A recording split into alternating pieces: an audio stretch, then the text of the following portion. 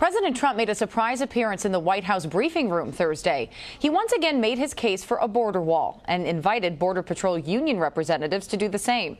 CBS News Chief Washington correspondent Major Garrett was there.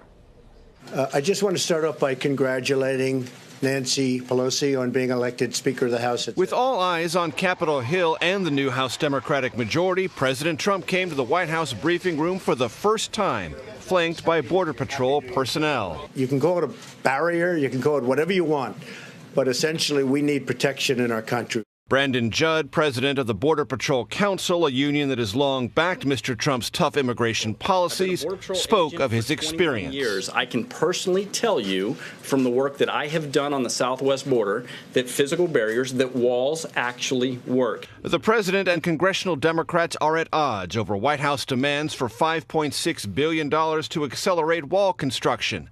Democrats have offered $1.3 billion for border security, but nothing for the wall, a point new House Speaker Nancy Pelosi emphasized in an interview on NBC. There is no amount of persuasion he can do to say to us, we want you to do something that is not effective, that costs billions of dollars, that sends the wrong message about who we are. Most Americans oppose building a wall on the southern border, according to a CBS News poll conducted in November, though 8 in 10 Republicans support the president's position. The partial government shutdown is hurting efforts to stop illegal immigration away from the border. The federal E-Verify website used to confirm documentation for workers is down, and judges hearing immigration cases are idled, increasing backlogs. Major Garrett is at the White House. Major, as you mentioned, this was the president's first appearance in the briefing room. I don't know that we could call it a briefing, though. He didn't take any questions. Right. We also heard phrases, instead of just the wall, we heard things like barrier, call it what you will. What do you think this appearance accomplished? Well, for the president, it was designed to amplify his message with voices, he said, of Border Patrol experts, people with immigrations and customs and the Border Patrol, amplifying what he has long said.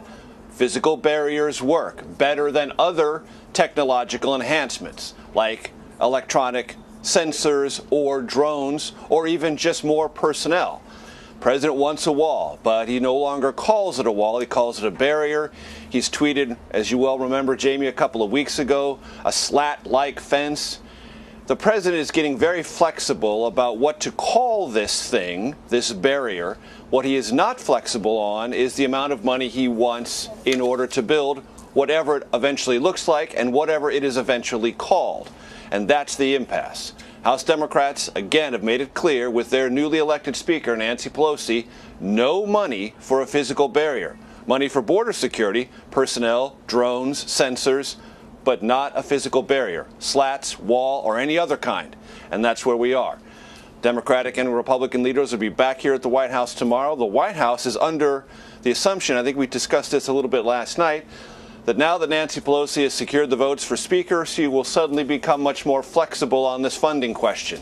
That is an assumption that has really only existed here at the White House, and it will be tested severely tomorrow.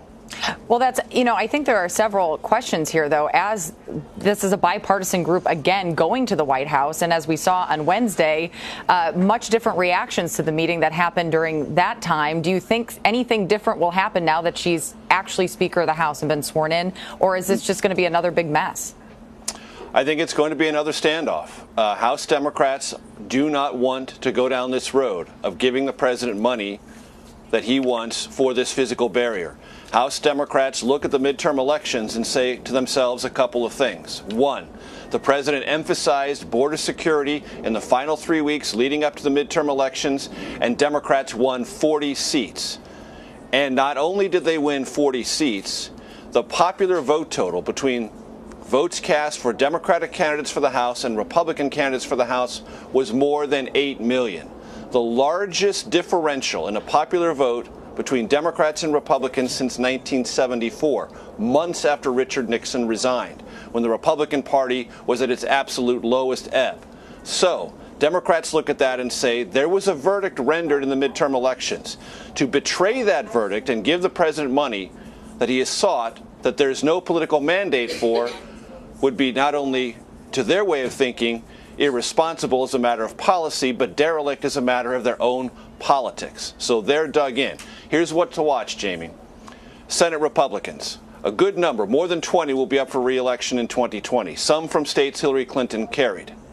So, do those Senate Republicans start to get a little squeamish about the duration of this partial government shutdown and a fight over border wall funding that they've never really fully embraced? You saw some small hint of it today when Cory Gardner, Republican from Colorado, up for re-election in 2020, state that Hillary Clinton carried, said, you know what?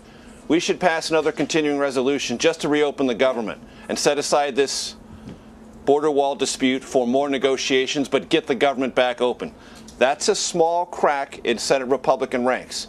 It doesn't suggest there will be more, but it's one indication that already this is having a political effect on Senate Republicans who are not just thinking about this particular shutdown and the immediate policy and political consequences, but the ones they may face if it drags on in 2020. But if you look at President Trump's supporters or those that are in his base, it looks like they don't really oppose the government shutdown at this point. So you kind of have that variable working too. And the president looks at that and says, I can wait out those on the Democratic side, and I can hold my Republican ranks together in the Senate. That's his assumption. But politics is always a fluid business, Jamie. Yes, and it is. people can come to different conclusions. And if Senate Republicans begin to peel away from this, then it becomes problematic for the White House. But here's a scenario we should all acquaint ourselves with. House Democrats don't budge, Senate Democrats don't budge, which means the shutdown continues. Then let's say Republicans begin to move away from the White House position and the Senate somehow puts this on the floor and it passes. The president vetoes it. It will probably be sustained in the House because there's enough Republicans there to stick with the president. So that means you have many, many gyrations, maybe 2 or 3 weeks worth, and still no resolution. That's one of the scenarios that people increasingly are talking about, where this partial government shutdown just keeps going and going and going because both sides dig in and the legislative remedies, absent a compromise, don't exist to pull them together. Well, I'm already exhausted and we haven't even gotten to the meeting yet. So Major Garrett, thank you so much for joining us. Sure. Thanks, Jamie.